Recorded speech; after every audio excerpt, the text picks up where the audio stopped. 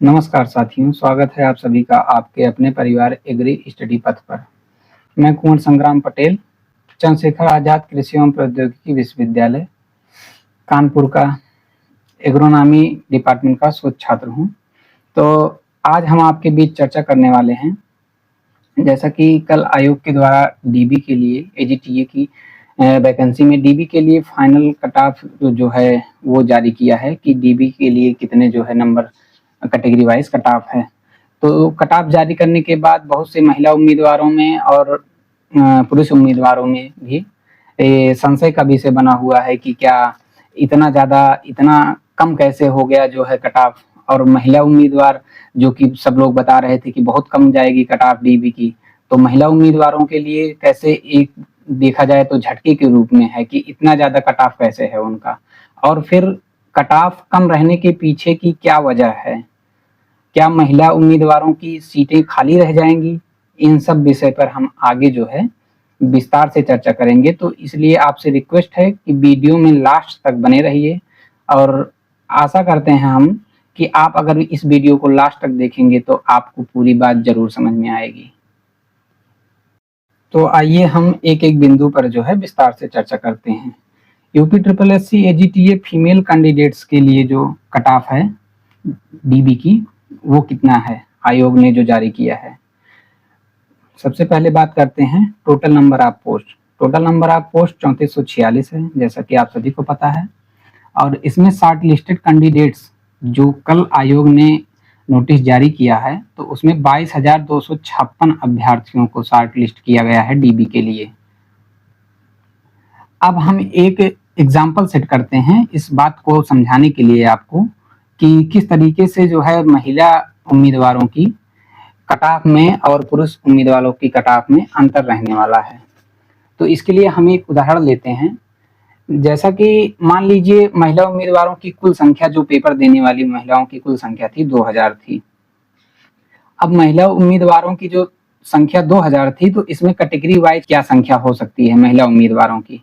तो उस पे देखिए, जैसे मान लीजिए यूआर की जो हम मान के चलते हैं 2000 में से 450 महिलाएं थी जो यूआर कैटेगरी से थी जिन्होंने पेपर दिया था, और उसके बाद ओबीसी में 1050 महिलाओं ने पेपर दिया था। इसी क्रम में आगे बढ़ते हुए हम जैसे एससी का है, तो एससी में 300 महिलाओं ने पेपर दिया था, और एसटी में 50 महिलाओं ने, ईडब्ल्यूएस में 150 महिलाओं ने। ये कोई एग्जैक्ट डाटा नहीं है, ये एक अजम्पशन है हमारा। जैसे कि क्या है कि जैसे पुरुष में इतने इतने कैंडिडेट्स थे, तो उसका एक फिक्स डाटा आयोग ने जारी किया था कि इस कैटेगरी में इतने कैंडिडेट हैं, लेकिन कोई ऐसे इस तरीके का डाटा नहीं जारी किया गया था कि इस कैटेगरी में इतनी फीमेल है, इस कैटेगरी में इतनी फीमेल है। तो हम एक अजम्पशन के तहत आपको ये बता रहे हैं कि इतना इतना में भी हो सकता है, ये कोई ऑफिशियल डाटा के थ्रू नहीं है। तो इस पे मतलब आप बाद में ये ना कहिएगा कि आप तो इतना कैंडिडेट बता दिए, इतने नहीं हैं। तो इसीलिए मैं आपको जो है एक उदाहरण के लिए ये समझा रहा हूँ।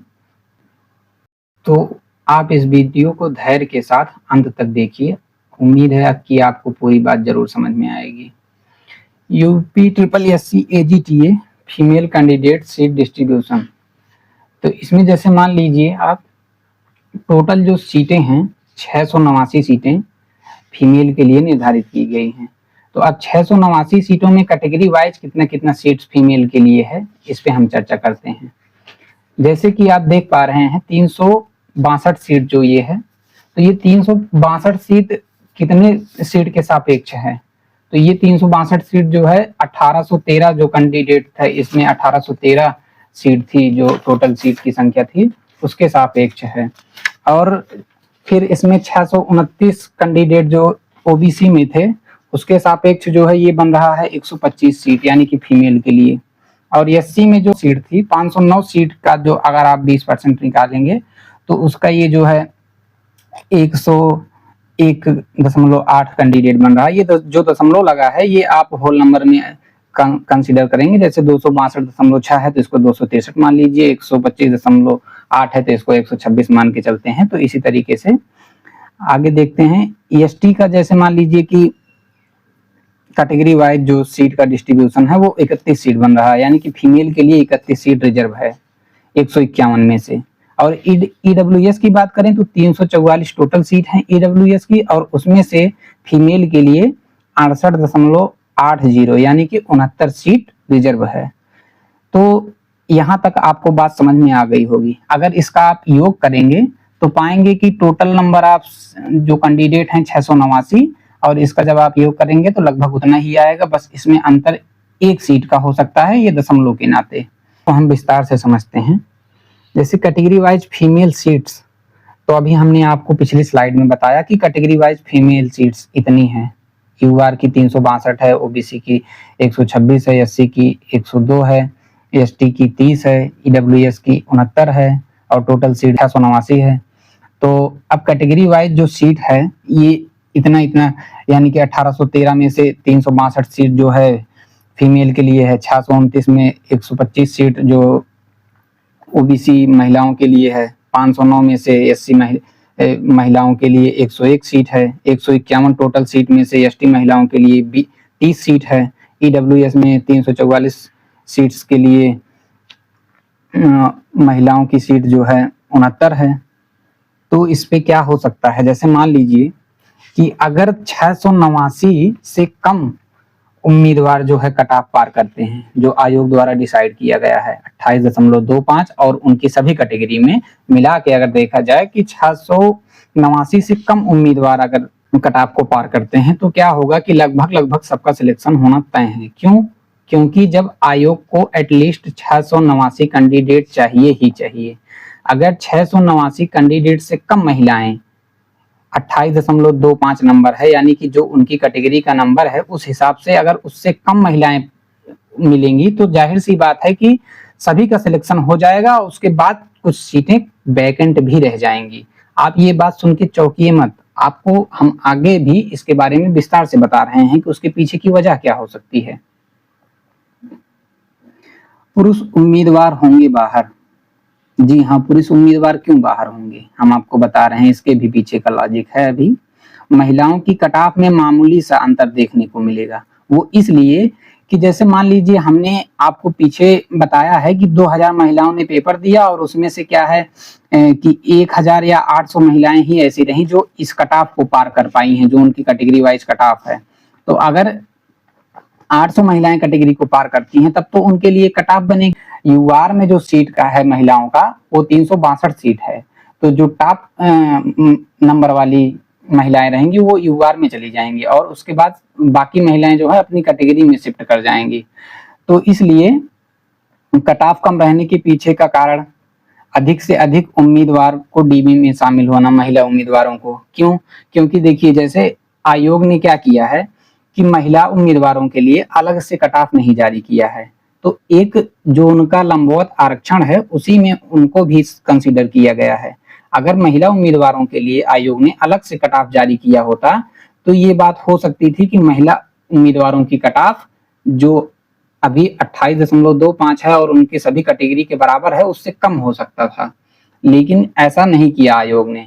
तो आयोग ने जितना आप कट ऑफ जारी किया है तो उससे महिला अभ्यर्थियों की सीटें खाली रहने के भी चांस हैं। क्यों? ये किसी महिला का नंबर 45 है तो वो यूआर यानी कि यूआर में और पुरुष का सीट ले लेगी, तो वो जो है महिला की सीट तो एक सेव कर दी, यानी कि उसकी जगह पे एक महिला और ऐड हो जाएगी।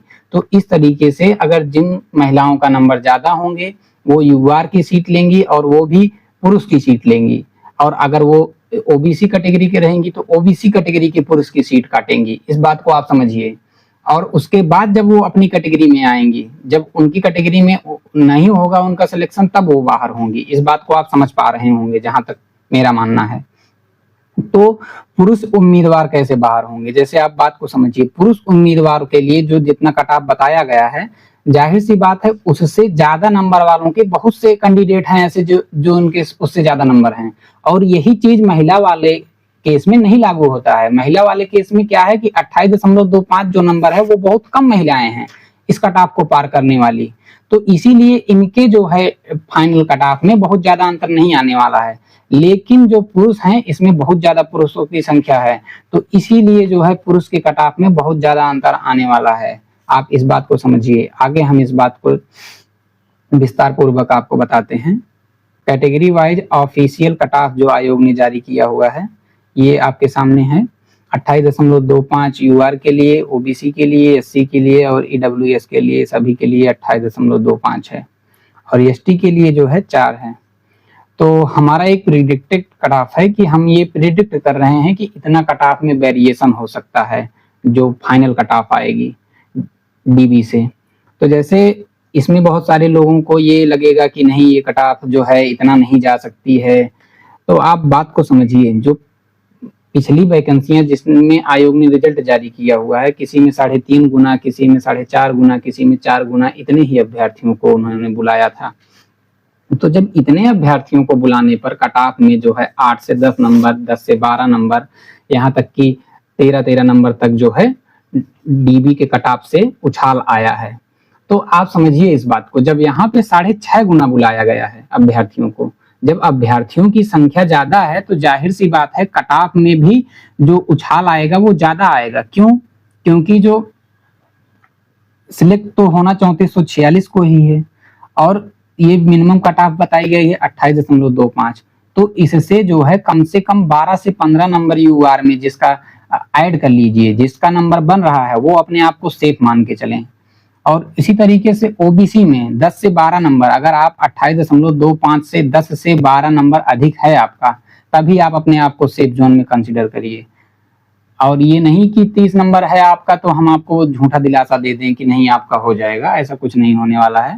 और एससी के लिए ये मान के चलिए 7 से 9 नंबर, यानी कि जो डीबी की कट ऑफ उनके लिए जारी की गई है उसमें 7 से 9 नंबर अगर उनका अधिक होगा तो उनके होने का प्रबल संभावना है। ईडब्ल्यूएस के लिए वही सेम चीज 8 से 10 नंबर, क्योंकि ईडब्ल्यूएस में इस बार फॉर्म भी ज्यादा पड़े हैं तो इसलिए ओबीसी से तो थोड़ा कम रहने की संभावना है। और एसटी की बात करें तो जो 4, ये महिलाओं के लिए भी इतनी ही कट ऑफ है और पुरुषों के लिए भी इतनी ही कट ऑफ है। ये कॉमन कट ऑफ सभी के लिए जारी किया है आयोग ने। तो इसमें जो 4 नंबर है इसमें क्या है कि 5 से 8 नंबर अगर आप मान के चलिए ज्यादा होगा जिस कैंडिडेट का, तो वो सिलेक्शन के बिल्कुल करीब है। अब बात करते हैं फीमेल की। जैसा कि हमने आपको बताया कि फीमेल कैंडिडेट्स का खेल ये है कि जैसे मान लीजिए जो 28.25 नंबर का cut off, common cut off जारी किया है आयोग ने, इस कॉमन कट ऑफ को ही बहुत सारी महिलाएं नहीं पार कर पाई हैं। इस बात को आप समझिए। जब कॉमन कट ऑफ ही पार करने वाली महिलाओं की संख्या कम है और उसमें से भी 689 को लेना ही लेना है आयोग को, इस बात को आप समझिए। तो जब अगर 689 का सिलेक्शन करना है और मान लीजिए 28.25 नंबर लाने वाली महिलाओं की संख्या अगर 1000 होती है और उसमें भी 1000 में जो मान लीजिए कुछ ऐसी महिलाएं भी होंगी जो अपनी अपनी कैटेगरी के पुरुष वाली सीट पर जाएंगी जिनका नंबर अच्छा होगा, तो जब पुरुष वाली सीटों को लेंगी तो जो जिन महिलाओं का नंबर कम होगा उनको चांस मिलेगा इन सीटों पे दावेदारी पेश करने का। हालांकि ये बात फिक्स है कि जो आयोग ने डीबी के लिए कट ऑफ जारी किया हुआ है 28.25 और 4 नंबर, ये सब महिलाओं के लिए उनके कैटेगरी वाइज, तो कट ऑफ तो उतनी ही रहेगी।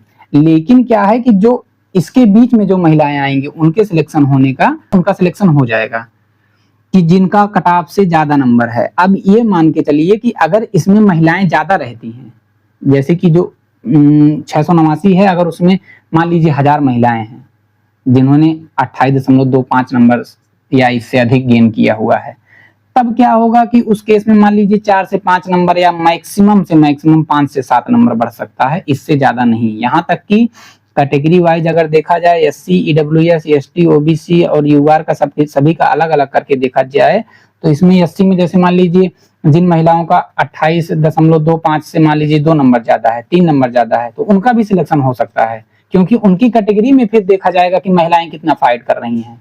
तो जहां तक उम्मीद करते हैं कि आपको ये बात पूरी तरीके से समझ में आ गई होगी।